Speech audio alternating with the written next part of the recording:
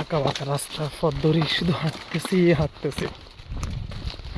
এই পাহাড়ি পথগুলা অতিক্রম করতে অনেক সময় লাগে, জঙ্গলের ভিতর দিয়ে দিয়ে যাওয়া লাগে। এখন তো তবু আলহামদুলিল্লাহ মোটামুটি ভালো আছে, যে গাছে পাতা টাতা আছে, ডালপালা আছে। কিছুদিন পর যখন ঠান্ডা পড়া শুরু হইব তখন মনে করেন যে গাছে পাতা টাতা কোনো কিছু থাকবো না। ওই সময়ে অনেক সমস্যা, এই ড্রোনগুলা অনেক সমস্যা করে, বুঝছেন।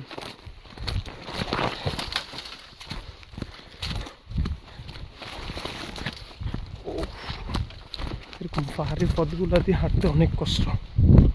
সমতল হইলে সমস্যা নেই, কিন্তু এরকম গাছপালা থাকলে আমাদের জন্য একটু ভালো, যে জঙ্গলের ভিতর দিয়ে যাওয়া যায়।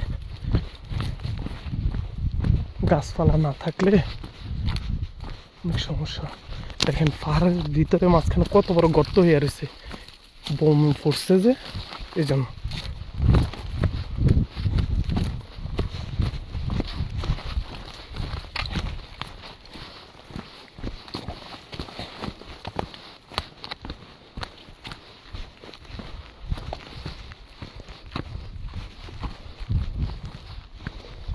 দেখছেন এই পাহাড়ের এখানে ঢালুতে এটা আমাদের একটা কামান বসানো আছে, এখান থেকে মনে করেন যে গোলাগুলো ছোড়া হয়।